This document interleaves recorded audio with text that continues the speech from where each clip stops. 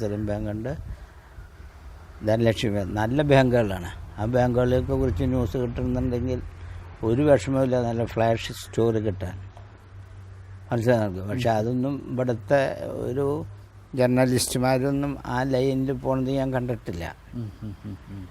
മനസ്സിലായിട്ടുണ്ടോ? ഇപ്പം മലയാള പത്രങ്ങൾ കൂടുതൽ സ്പേസ് കൊടുക്കുക, മലയാള പത്രം പത്രങ്ങൾ കൊടുക്കുക മാത്രമല്ല, ഈ സ്പെഷ്യലൈസ്ഡ് ആയിട്ടുള്ള ആളുകളെ റിക്രൂട്ട് അപ്പോയിൻറ്റ് ചെയ്യണം. ഒരു ബിസിനസ് പ്രസ് കോൺഫറൻസ് ഉണ്ടെങ്കിൽ സാധാരണ സ്പോർട്സ് ജേർണലിസ്റ്റിന് പറഞ്ഞയക്കാൻ പറ്റില്ലല്ലോ.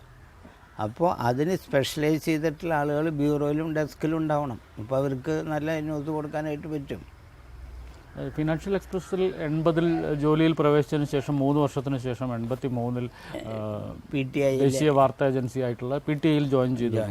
PTI ഈ ഒരു ബിസിനസ് ജേർണലിസ്റ്റ് എന്നുള്ള രീതിയിലാണോ? അല്ലല്ല, ഓർഡിനറി റിപ്പോർട്ടർ എന്നുള്ള നിലയ്ക്കാണ് ഞാനിവിടെ തൃശ്ശൂർ ജോയിൻ ചെയ്തത്. ബിസിനസ് അതിനുശേഷം എൻ്റെ സ്റ്റോറീസ് ബിസിനസ് സംബന്ധമായിട്ട് ഫ്ലാഷ് ചെയ്തു. ഈ കാത്തലിക് സെറിം ബാങ്കിനെയൊക്കെ കുറിച്ചുള്ള എൻ്റെ സ്റ്റോറികളാണ് നാഷണലും ഇൻ്റർനാഷണൽ ആയിട്ടുള്ള ഡെയിലികൾ. ചവള എടുക്കണമെന്നുള്ള കോൺട്രവേഴ്സിയൊക്കെ 94 മുതലുള്ള എൻ്റെ സ്റ്റോറികളാണ് നാഷണൽ ഇൻ്റർനാഷണലായിട്ട് ആളുകളൊക്കെ പത്രങ്ങളൊക്കെ ക്യാരി ചെയ്തിരുന്നത്.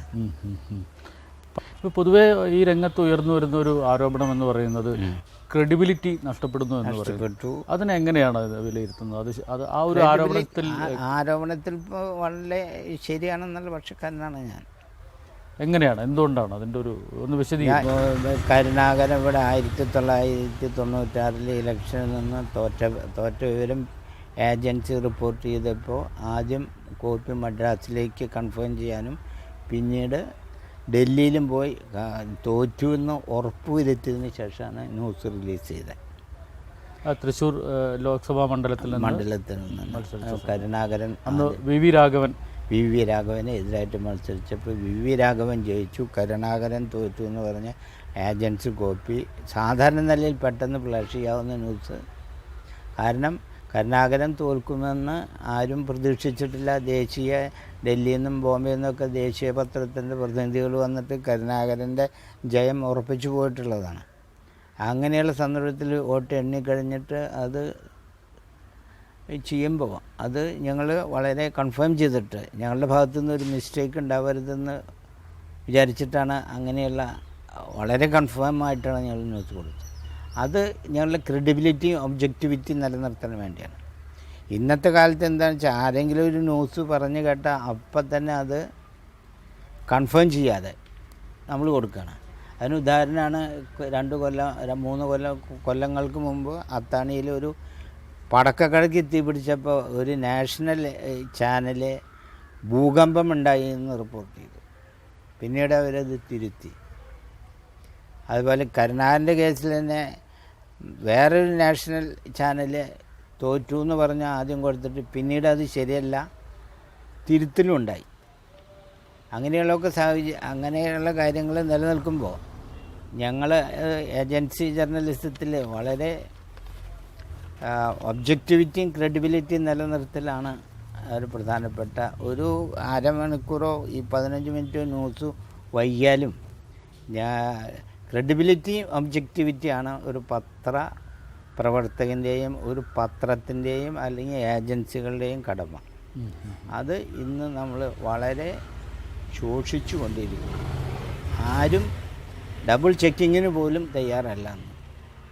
ഡബിൾ ചെക്കിങ്ങിനോ ക്രോസ് ചെക്കിങ്ങിനോ ഇപ്പോൾ വാർത്തകൾ കൂടുതൽ അപഗ്രഥിക്കാനും വസ്തുനിഷ്ഠമായി അപഗ്രഥിക്കാൻ തയ്യാറാവുന്നില്ല എന്നാണ്. അത് തീർച്ചയായിട്ടും. മാത്രമല്ല ഇപ്പോൾ ചാനലുകളെ കുറ്റം പറയില്ല. ഒരിക്കൽ കരുണാകരൻ ആൻ്റണിയുടെ അപ്പൻ്റെ എന്ന് ഒരു സംസാരത്തിൽ പറഞ്ഞപ്പോൾ അത് കരുണാകരൻ ആൻ്റണിയുടെ അപ്പനെ വിളിച്ചു എന്ന് പറഞ്ഞിട്ട് ചാനലുകൾ ഫ്ലാഷ് ചെയ്തു.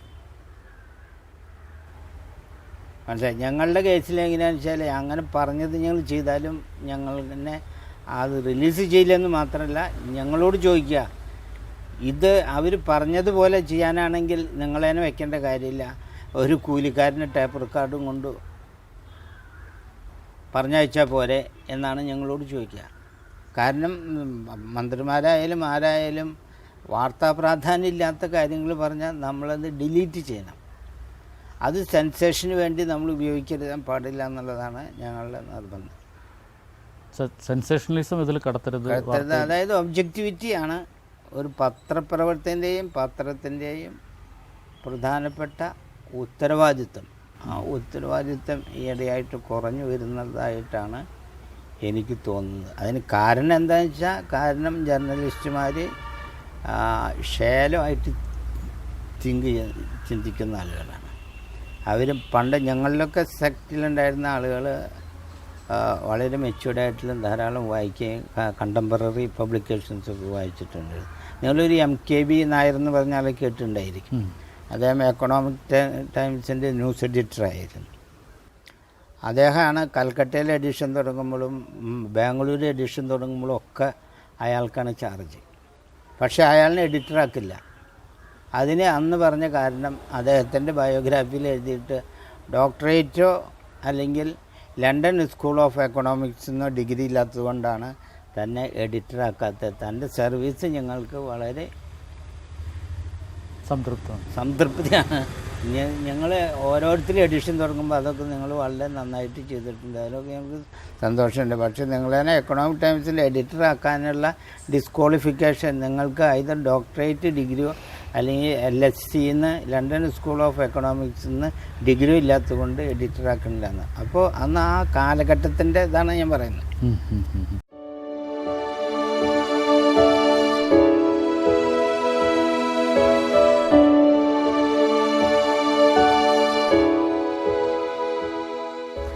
ഇതോടൊപ്പം തന്നെ മറ്റൊരു ഇപ്പോൾ പുതിയ തലമുറ അല്ലെങ്കിൽ ഏറ്റവും പുതിയ കാലഘട്ടത്തെക്കുറിച്ചുള്ളൊരു പരാതി, അല്ലെങ്കിൽ അതിൻ്റെ ന്യൂസിനോടൊപ്പം വ്യൂസും കൂടി ചേർത്തുകൊണ്ടുള്ള പുതിയൊരു രീതി പ്രയോഗിക്കപ്പെടുന്നു എന്നുള്ളതാണ്. ഇത് സംബന്ധിച്ച് എന്താണ് പഴയ കാലത്ത് ഒരു മുതിർന്ന പത്രപ്രവർത്തകൻ എന്നുള്ള രീതിയിൽ എന്താണ്? അതായത് ന്യൂസും വ്യൂസും സെപ്പറേറ്റ് ആണ് ഞങ്ങളുടെ കേസിൽ. ന്യൂസ് പറയുമ്പോൾ ഒബ്ജക്റ്റായി, വ്യൂസ് ഞങ്ങളുടെ ആർട്ടിക്കിളിലാണ് എക്സ്പ്രസ് ചെയ്യുക. ന്യൂസിനോട് ഒരു പത്രസമ്മേളനത്തിൽ ഞങ്ങളുടെ വ്യൂസ് പറയില്ല, അത് ചെയ്യാൻ പാടില്ല. നിങ്ങളുടെ വ്യൂസ് ഉണ്ടെങ്കിൽ നിങ്ങൾ ആർട്ടിക്കിൾ എഴുതുമ്പോൾ അത് എക്സ്പ്രസ് ചെയ്യണം, മനസ്സിലായി? അല്ലാതെ പത്രസമ്മേളനത്തിൽ നിങ്ങളുടെ വ്യൂസ് വെച്ചിട്ട് ന്യൂസ് വളച്ചൊടിക്കാൻ പാടില്ലല്ലോ.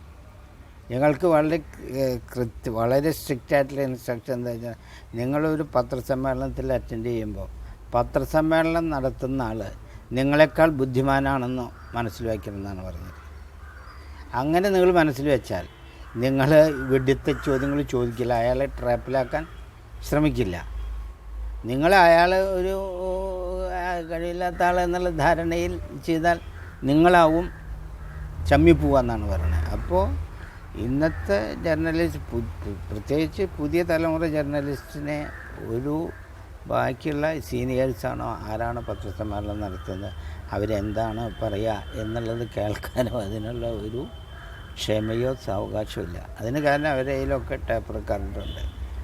ഞങ്ങളോട് പറഞ്ഞ ടേപ്പ് റെക്കോർഡ് ഉപയോഗിക്കുന്നത് വളരെ ഞാൻ ഇതുവരെ ഒരിക്കലും ടേപ്പ് റെക്കോർഡ് ഉപയോഗിച്ചു. ഞാൻ പ്രധാനമന്ത്രി റാവുവിൻ്റെ പരിപാടി ഞാൻ കവർ ചെയ്തിട്ടുണ്ട്, രാജീവ് ഗാന്ധിയുടെ പരിപാടി ഞാൻ കവർ ചെയ്തിട്ടുണ്ട്, വാജ്പേയിയുടെ പരിപാടി ഞാൻ കവർ ചെയ്തു. ഞാൻ ഇതിനൊന്നും ടേപ്പ് റെക്കോർഡ് ഉപയോഗിക്കാറില്ല. ഈ വാജ്പേയിയുടെ മലപ്പുറത്ത് വന്ന ഒരു പ്രസംഗത്തിൽ ഇന്ത്യൻ എക്സ്പ്രസിൻ്റെ ഇത് എൻ്റെ PTAയുടെ കോപ്പിയാണ് എടുത്തത് അവരുടെ റിപ്പോർട്ടർ ഉണ്ടായിട്ട് പോലും. അപ്പോൾ അതിന് കാരണം നിങ്ങൾ ടേപ്പ് റെക്കോർഡ് ഉപയോഗിച്ചാൽ ഒന്നാമതായിട്ട് നിങ്ങളുടെ ശ്രദ്ധ പോകും, അതിനതിലുണ്ടല്ലോ. പിന്നെ മാത്രമല്ല നിങ്ങളിത് വന്നിട്ട് ട്രാൻസ്ക്രൈബ് ചെയ്യാൻ ചെയ്യുമ്പോൾ സമയമെടുക്കും.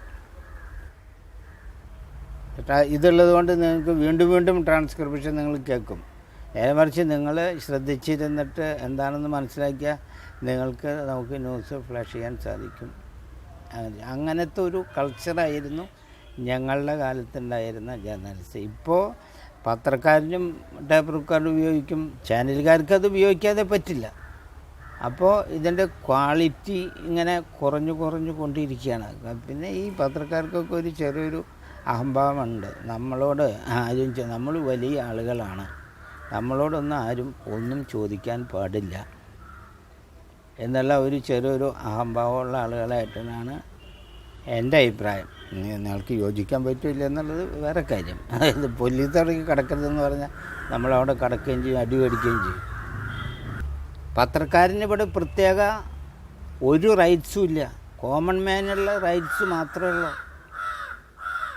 മനസ്സിലായി? അപ്പോൾ നമ്മൾ പത്രക്കാർക്ക് വലിയ അവകാശങ്ങളുണ്ടെന്ന് നമ്മൾ ധരിക്കുകയും അത് ജനങ്ങളെ ധരിപ്പിക്കാൻ ശ്രമിക്കുകയും ചെയ്യുന്നു. ഇവിടെ ഫ്രീഡം ഓഫ് ദി പ്രസ് ഭരണഘടനയിലില്ല.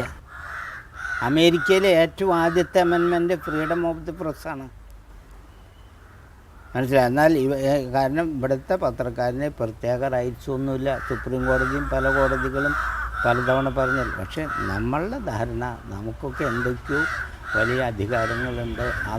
അത് മനസ്സിൽ വെച്ച് നമ്മൾ ബിഹേവ് ചെയ്യുമ്പോൾ സ്വാഭാവികമായിട്ടും നമ്മൾ ഒരു അഗ്രസീവും ഇംപ്രൂഡൻ്റായി മാറുകയാണ്. ആ നിലപാട് പത്രക്കാർ മാറ്റണം. ഇൻവെസ്റ്റിഗേഷൻ ചെയ്തോട്ടെ. ഭരണഘടനാ പ്രകാരവും അതുപോലെ തന്നെ IPC പ്രകാരവും ഒഫൻസുള്ളൊരു കാര്യം ചെയ്യാൻ ജേർണലിസ്റ്റ് പാടില്ലല്ലോ. അപ്പോൾ നമ്മൾ മറ്റൊരു ഉപദേശിക്കുകയാണ്, നിങ്ങൾ നിങ്ങൾ അത് ചെയ്യണം, ഇത് ചെയ്യണം, ചെയ്യരുത്. പക്ഷെ നമ്മളതൊക്കെ ചെയ്യണം. അതുകൊണ്ടാണ് ക്രെഡിബിലിറ്റി കുറയുന്നത് ജേർണലിസ്റ്റ്. 3 പതിറ്റാണ്ടുകളോളം നീണ്ടുനിന്ന, അല്ല 3 പതിറ്റാണ്ടിലേറെ നീണ്ടുനിന്ന പത്രപ്രവർത്തന അനുഭവം, അതിലെ പ്രധാന സംഭവങ്ങൾ, ഓർമ്മകൾ, അവിസ്മരണീയമായ സംഭവങ്ങളൊക്കെ തന്നെ ഞങ്ങളോടൊപ്പം പങ്കുവച്ചതിന് വളരെയേറെ നന്ദി.